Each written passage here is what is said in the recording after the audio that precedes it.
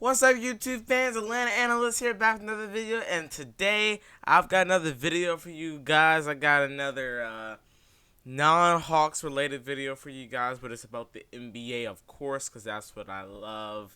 And this video is gonna be very interesting. I got a video on the top 15 stranded NBA head coaches. Well, former NBA head coaches that were previous head coaches that no longer have a job. I'm going to go back a little bit, and there are some recent ones. So, let's just start off on the list. Let's go and get this video going because I don't want to have another 20-minute video. Let's go and get going. Let's start off with Mike D'Antoni. Mike D'Antoni was the head coach of the Rockets. He no longer has the head coach. He even left the Brooklyn Nets coaching staff.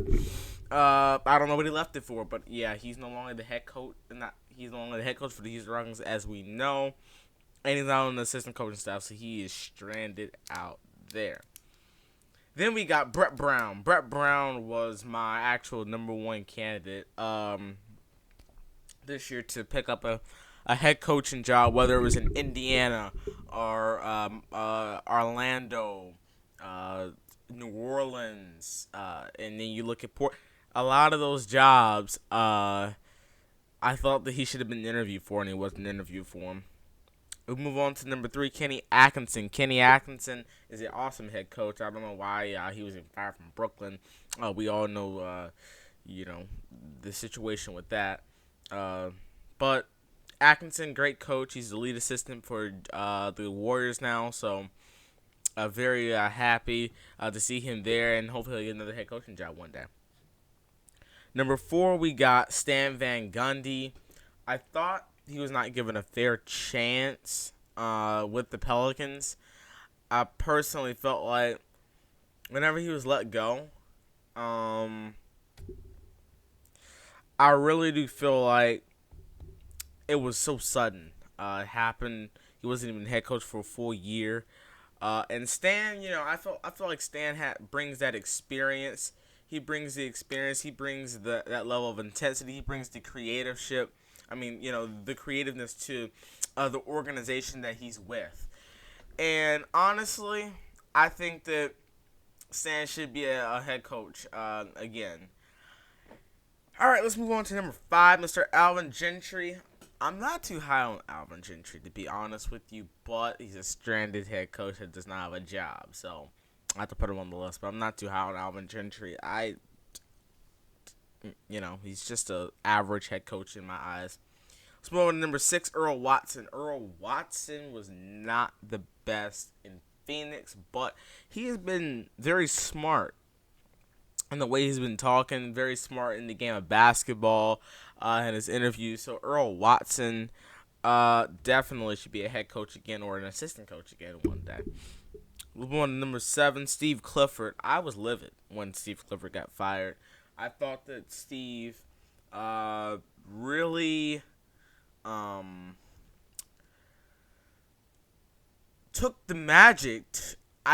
Sounds crazy. I felt like Steve Clifford took the magic to the next level. I really do. I feel like he took them to that level to where they could compete for an Eastern Conference Finals win. And I only say that because before they split everything up and they blew up everything in Orlando, he had 3 years there. He was fired on his 3rd year. 2 out of the 3 years he makes the playoffs and wins at least one playoff game. Okay? And then all of a sudden you blow everything up. You get rid of Vooch. You get rid of Fournier. You get rid of Augustine. You get rid of you just get rid of all these players. You get rid of a Terrence. I think you got rid of a Terrence Ross, or I think they kept Terrence Ross. But you get rid of all these players, and then you fire him, which was very very messed up. So honestly, Steve Clifford definitely deserves another head coaching job, and I can see him getting another head coaching job after this year. Let's move on to number 8, Davie Yosef. He was the former head coach for the Sacramento Kings. He's on the Sixers bench right now. Yosef, I thought it was a great coach. Right before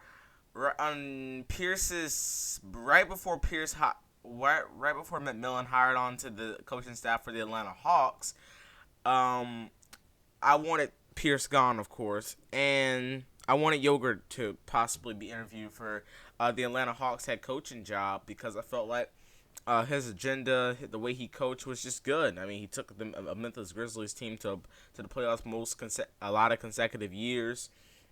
He took them to the playoffs there, and then he was able to make that transition from Memphis to Sacramento.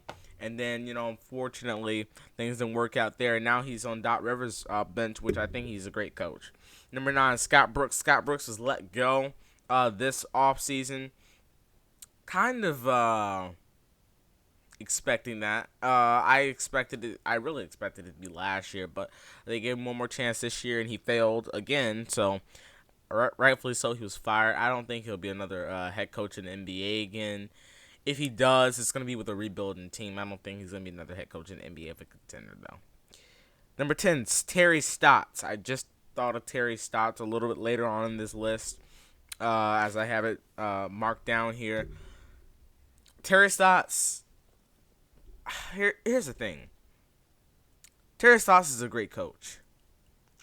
With Portland, he was an awful coach. I know why, but I don't know why. I personally feel like Terry Stotts should not be the head coach or was not the right match for Portland.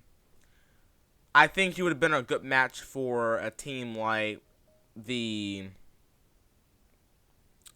Indiana Pacers, the Pelicans, or maybe if Bud would have gotten fired, maybe the Milwaukee Bucks. I feel like Terry Stotts is that type of coach.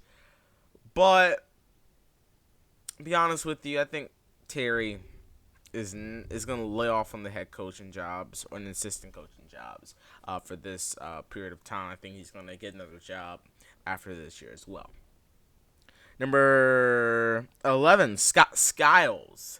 Bet you all have not heard that name in a while. Scott Skiles used to be the head coach for the Orlando Magic. I thought Scott Skiles did a very good job in Orlando. Mostly he was with the rebuilding team, but he was with that Elfrid Payton whenever he had his long hair. I think he was with that young rookie Vucevic, and I felt like Scott Skiles really did a solid job when he was a head coach. He got fired, and he never got another head coaching job, which is unfortunate. Then you look at number 12, former Pacers head coach Nate Brogren. Forgot it. I don't know his name,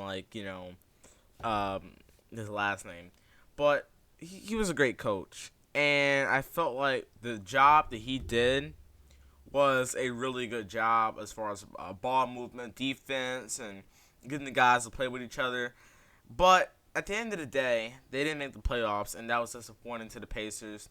So they wanted to make the next step, and they got cremated whenever they played the Wizards in that play-in game. Number 13, David Fizdale. Now look, these last 3 coaches, including Fizdale, that I'm about to name, I think they're awful head coaches. I'm just putting them on the list so I can make it 15 head coaches. I don't want to make it 12. I can make it 15 with these terrible head coaches. Fizdale's an awful head coach. I don't know what he was. I don't know who he was under. I don't know who brought him in to be a head coach, but he was a disaster for the Knicks, a disaster for the Grizzlies. He was a disaster, and the relief came even with a bad head coach after that. When you look at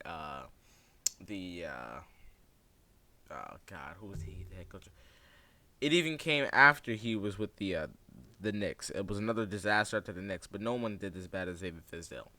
Even though Knicks made Fizdale look a little bit bad, but Fizdale is I'm not a fan of him. Number 14, I definitely have a very absolute low respect for this person. Absolutely awful coach. Who needs to learn a lot more before he even steps or even thinks about a head coaching job. Lloyd Pierce.